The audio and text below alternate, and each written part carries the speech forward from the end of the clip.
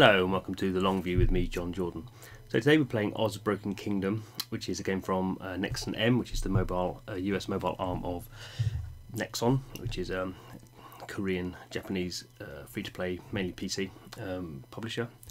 So Oz Broken Kingdom, as you can kind of get the impression, is a game based on the Wizard of Oz, and the books. A number of books. The Wizard of Oz are obviously based on one of those, and so it's the universe of Oz, which is an interesting kind of choice for a game, particularly this kind of squad-based RPG. Quite who Oz appeals to, I don't really know. It's not really gender specific, I suppose. But I guess the thing about Oz is people have some idea about it, and they kind of know roughly what's kind of going on with it. And this is definitely the way the game is structured. So if we go in here, we have so we have 4 heroes. Interestingly, it's not a squad-based game in the sense that you choose. You can have all these heroes in your squad. You just have one. So we've got the Lion, the Tin Man, and Scarecrow, and then we have a female character, Ophelia, who's obviously kind of playing the role of Dorothy. Dorothy may or may not appear later on in the game. We're guessing. That's very typical in terms of you level them up. You have these materials to evolve them. Usual kind of thing. If we go back to the main hub, we can see lots of things are based around sort of green, emerald city, all that kind of stuff.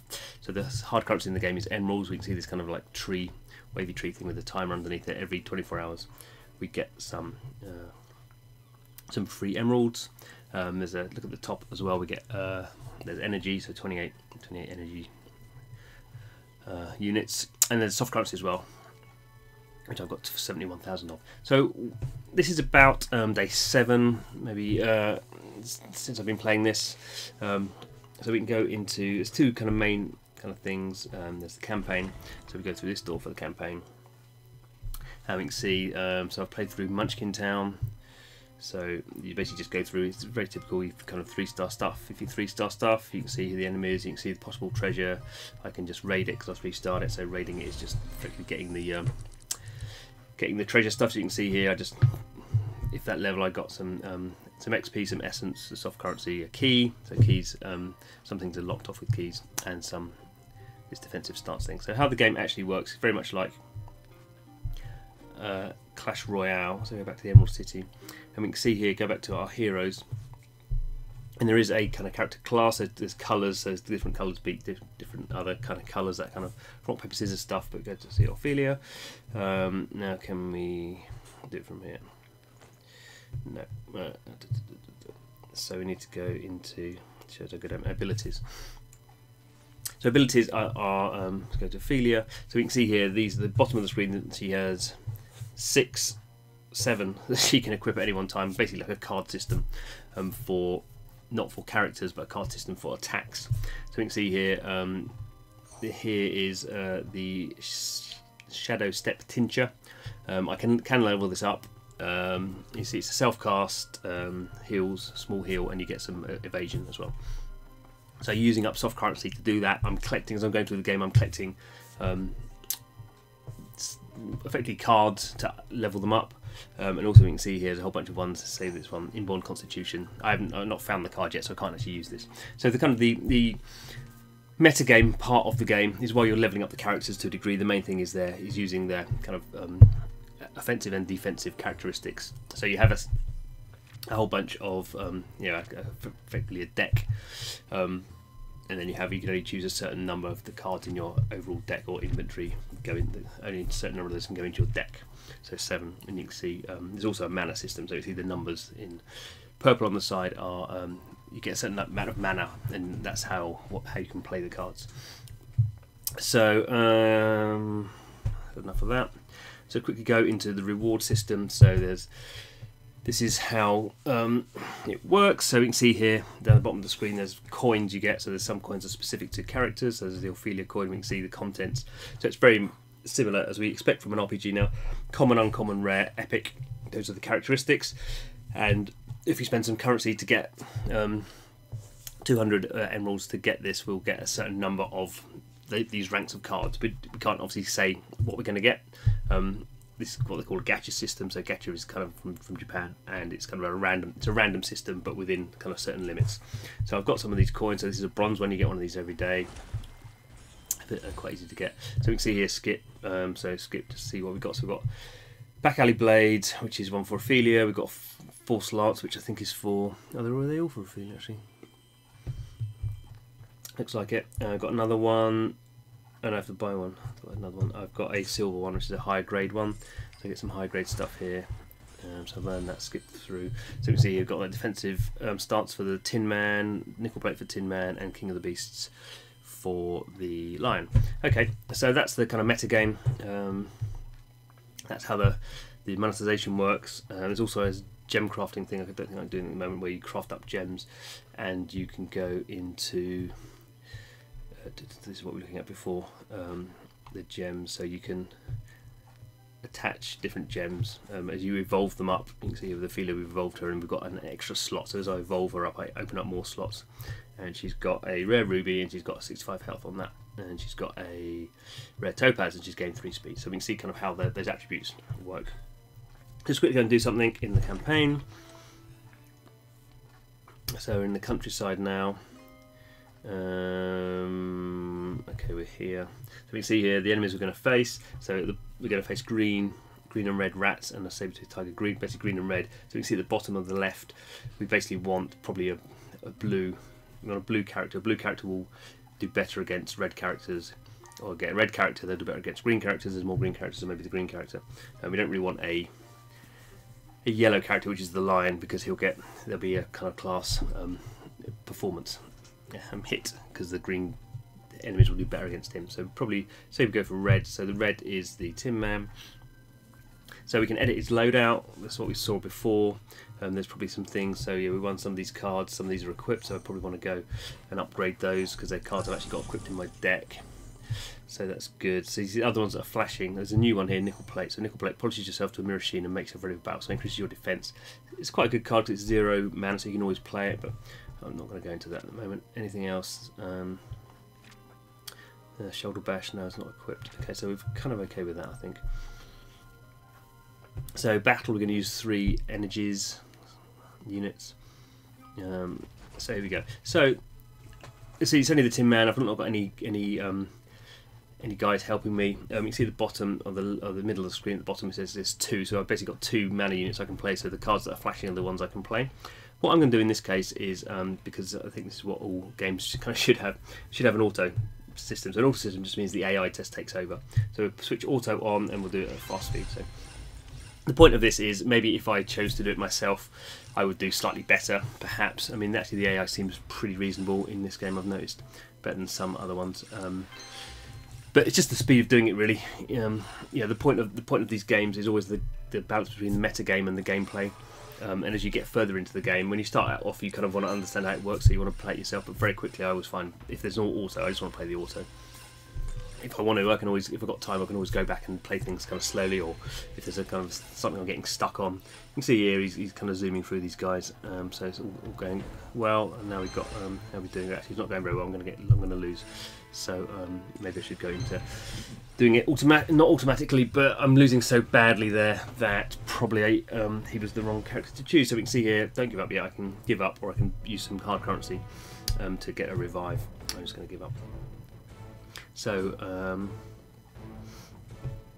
go back to the city. One other thing, we have an arena. So this is very obvious you'd have in this kind of game now, a PvP. So the arena is interesting because in here you do have a squad. So let's go. I can just use Ophelia. You see here, not very good UX on here, user interface, but you can see she's got 2 companions. So there's various companions that you can kind of fiddle around with. I can edit the loadout. So here are my companions. I've got a Rat King. I've got a Swordsman. I've not done so much work on this to know which are good and which are bad. Let's just level these. Level Knight up. He's pretty rubbish. The Rat King, he might be useful. Let's upgrade him. He's uncommon. Obviously, that kind of stuff like uncommon, and that gives you an idea about whether you actually want to use him or not. Brute is a companion. He's rare. He looks quite good, doesn't he? Maybe we could swap him in. He's level 2 though. What else we've got? What we've got equipped? We've got a cleric, a healer at level 4, and we've got the commander at level 2. So let's swap the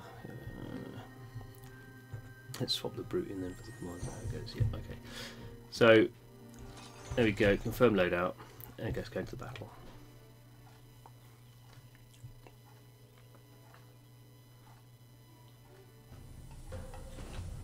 So I'm just playing against another player. Now, interestingly, you can't auto this, so I do have to. It's kind of one of the weird things. You can't think this is something that you really. Why would you auto the main game and not the other one? So you can see here I've got 2 mana. Let's just go and attack with a 0/1. So I get 2 mana every time. So I'm going to build up next time. I have 4. You can see the companions are AI controlled, so it's just you're taking control of the main character. So it's just a. This is the weird thing is it's actually quite slow. There's no way of speeding it up or anything. It's just you just have to kind of play it through. What's this? You can press on any card to see. So that's like a defensive kind of increases my critical nature. Doesn't actually attack her. So maybe I shouldn't have played that. But it's quite slow. This is other kind of thing, which is a bit of a problem, I think.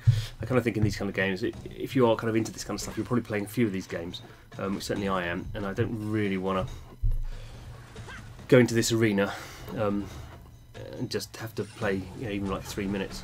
Okay. No, so that attack 2. So the other thing about this PvP is it's just if you beat the other person's character, it doesn't really matter what. The companions are kind of there to help you out. Actually, we've got exactly the same companions. I didn't swap that brute in, did I? I did it wrong there.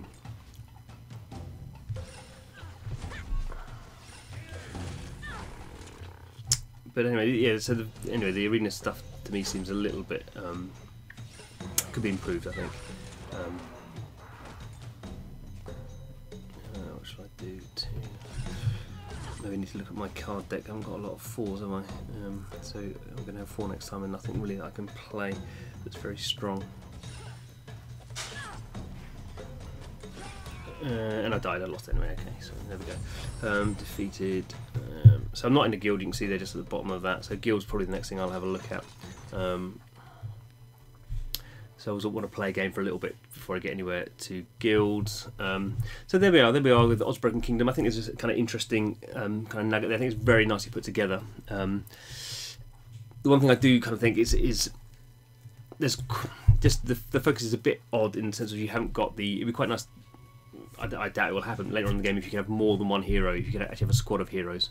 I think that's kind of interesting when you've got the interaction between various characters. If you've only got 4 heroes though, these are obviously kind of big characters in the Oz universe, so you obviously don't want loads of them, but it seems a bit weird that you can't have companions in the main campaign. Maybe that'll happen. I'm guessing probably not. The arena to me seems just super slow. You just want to zoom through those. Those are kind of incidental. So what I do here, quest. What's going on here? I've collected some abilities. Go. But I guess the other thing that the game will live and die is really these abilities. If how much do you want to macro manage this? The other thing is there's no auto. Some games, some card games, anyway, have an auto fill and just kind of have a basic loadout that's roughly the best loadout, unless you want something very specific to the way you're playing, which most people don't. So I just kind of think there's probably a few little kind of tricks like that the developer probably needs to look at just to make things a bit faster and a bit smoother. As it is, it's really unclear for me why I would choose some of these attacks over other ones. And obviously at the moment I've not unlocked them. But the other thing is unlocking characters is kind of cool. I think unlocking abilities is more abstract. They're just not quite so interesting to do that, and I kind of think when you're competing against other kind of squad-based games, particularly I would suggest still Star Wars Galaxy of Heroes, but other ones as well. You know, there's lots of these kind of games out there. You just need to think about how other games are playing. This does a few things differently, which may make it stand out, but may not actually give it a great long-term kind of appeal in the same way, long-term retention. So anyway, we'll have a look, we'll see how we get on. So we're kind of have to say in the first week, just over the first week of this, so we'll kind of definitely keep going on for another couple of weeks, hopefully get to the first month and see how we are progressing. Thanks for watching. So the long view is all about playing free-to-play mobile games for as long as we can and discussing the progression and looking at things like retention and looking at particularly how metagame stuff works. I think that's where a lot of the interesting design stuff is happening at the moment. So thanks for watching. Don't forget to subscribe. Yes, and hope to see you again soon.